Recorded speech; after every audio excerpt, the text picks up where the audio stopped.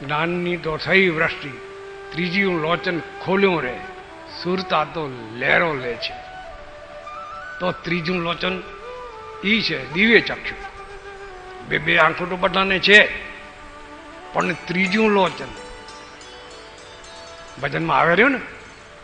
ભજન બધા આપણે બોલી રહ્યા, ત્રીજું લોચન ખોલ્યું રે, સુરતા તો લહેરો લે છે.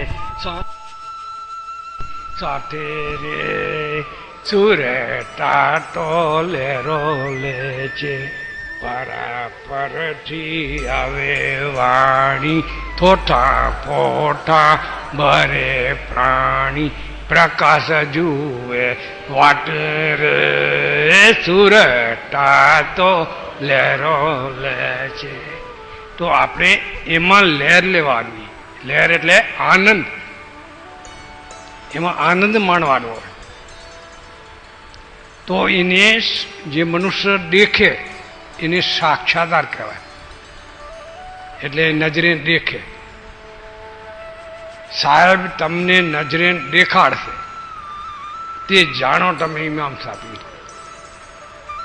તો જે જ જ્ઞાની તમને દેખાડે તો એ બધા અમે એક જ આવી. મીમાંસા મહારાજે કહ્યું અમે નજરે દેખાડે. તો આ નજરે દીઠો ને, પણ એ સૂક્ષ્મ વસ્તુ હોય એટલે એ આપણા નજરમાં આવે નહીં, આપણો અભ્યાસ નથી. તો એ અભ્યાસ બ્રહ્મજ્ઞાનના સત્સંગમાં જીવાત્મા જાય અને એનો અભ્યાસ કરે ત્યાં આ વસ્તુની પારખ થાય. તો એમ જ મળતી નથી. શાસ્ત્રની અંદર કહ્યું કે ઝરમર ઝરમર મેહુલા વર્ષે, મોટી પાકે કોઈ પડે, એરે મોટી કોઈ સૂક્ષ્મ ઝીણા, સંત વીરલા કળે. ગુરુના ગુણલા ઝીણે ગાયા, તેના કારજ સરે. તો સંત વીરલા એટલે કોક જ એને આ કળી શકે, એટલે ઓળખી શકે. પડી સમજણ કોક જ ઓળખી શકે. આ શાસ્ત્રના તમે પુરાવા, શાસ્ત્ર બધા આપણે ભજન બોલીએ રહ્યા તો એમાં આ પોઈન્ટ આવે. પણ જેને આ જ્ઞાન હોય એ અહીંયા પરખી લે, એ ઓળખી જાય. બાકી બીજાને ખબર પડે નહીં. આ બધા પોઈન્ટ આવશે. હવે તમે ખ્યાલમાં રાખજો ભજનમાં, શાસ્ત્રમાં. તો એની કિંમત ગુરુના ગુણલા જેણે ગાયા, તેના કારજ સરે. પ્રેમ ધરીને આવે શરણમાં, તો સદગુરુ શાન કરે. તો જે જીવાત્મા તો જ્ઞાનીના શરણમાં જાય ને એને ઈશારો કરે તો આ પ્રાપ્ત થાય, નહીં તો મળે નહીં. આખો જન્મારો જતો રહેતો ન મળે. તો માળાઓ ગમે એટલું ફેરો, ગમે એટલું તપ કરો, શરીર તમે હુકાવી નાખો, કાંઈ વળે નહીં તમારે. ભક્તિ સમજણની એ સમજણ, એનું નામ જ્ઞાન. જ્યાં સુધી સમજણ નહીં હોય, જ્ઞાન નહીં હોય તમને, તો ગમે એટલું તમે મથન કરો, શરીરને તમે કષ્ટ દો, તો એકે કાર્ય નહીં થાય. તો આ સમજણપૂર્વક કામ આપણે લઈએ. સદગુરુ શાન કરે. શાન ઈશારો કે એ આ રહ્યું બેટા, જો આ આકાશમાં જળાડી દે. એમ આપણે મીમાંસા મહારાજ પૂજાના મંત્ર દ્વારા જ્યારે કળશ ઉઠાડવાનો મંત્ર આવેલો, એ મંત્ર એમ કહેલો કે ગગન મંડળમાં અમીરસ, ત્યાં નિરંજન કા વાસા, સુગરાસો ભરભર બુએ નુગરા જાય પિયાસા. આ પોઈન્ટ મૂક્યો. તો એ તેજ કેનું હે નિરંજન નારાયણનું તેજ છે. એના અંશે પરમાણુઓ, એના એ પરમાણુઓ આ શરીરમાં આવીને વસ્યા કર્મ અનુસાર. એને મૂક્યા, તું આમાં જા, આમાં જા, આમાં જા, આમાં જા. તો આવ્યો આપણા આ શરીર પરમાત્માએ બનાવી અને એની અંદર દાખલ કર્યા.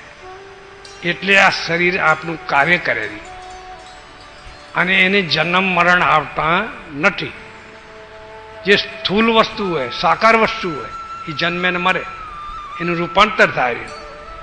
આનું રૂપાંતર થતું નથી. એટલે એ આત્મા અજર અમર કહેવાય. તો શરીર મરશે પણ આપણે મરશું નહીં. પછી બીક છે નહીં. આપણે બી રહ્યા ને હાય મોટી હું મરી જઈશ, તો એ શરીર મરશે, આપણે મરશું નહીં. આપણે બીજા મુલકમાં જતા રહેશું, પછી શું વાંધો હોય? તો એમ જ્ઞાની પુરુષો અહીંયા જ્ઞાન છે એને પછી બીક લાગતી નથી, એ નિર્ભય થઈ જાય.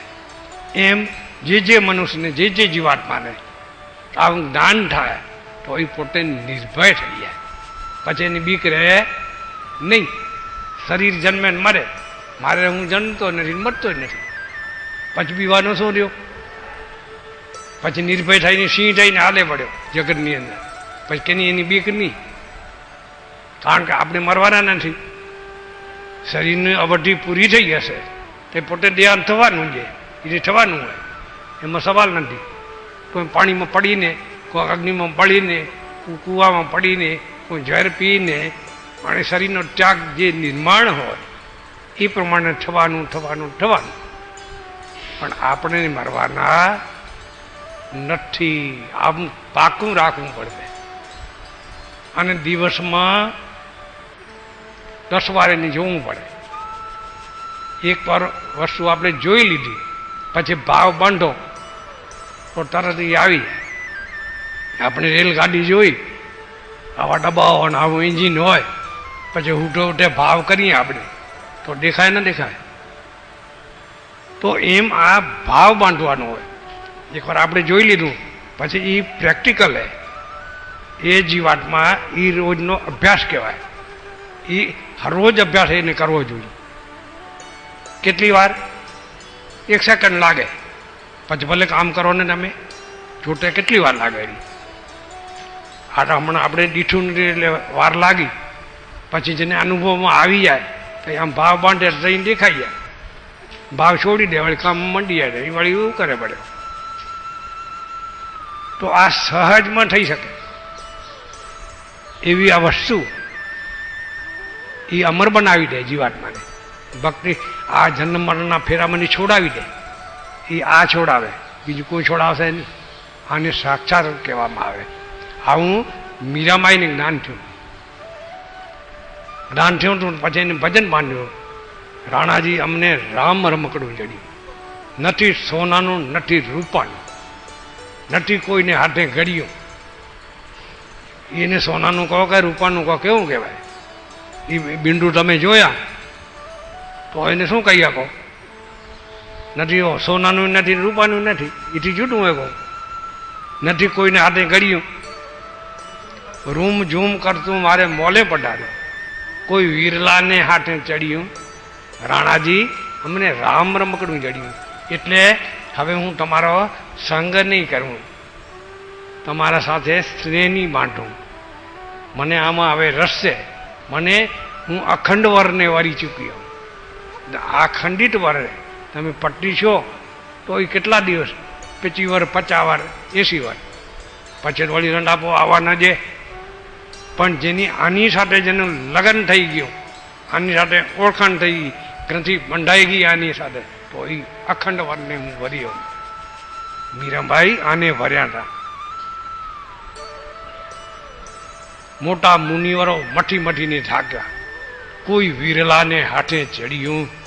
રાણાજી અમને રામ રમકડું જડ્યું. આ આત્મા રામ, આ રામ રમકડું એની વાત કરીએ તો એ આપણે આજે સૌએ જોયું. કદાચ ના આવ્યું હોય તો કંઈ નજરમાં તો આવજો, ઘરે મળજો અમને, તો હું પ્રેક્ટિકલ કરીને બતાવશું બરાબર. તમારા હૃદયમાં ઠસી જાય, પછી એ વાત નીકળે નહીં. તો આપણે ઠેઠ સુધી જાળી રાખવાનું હોય.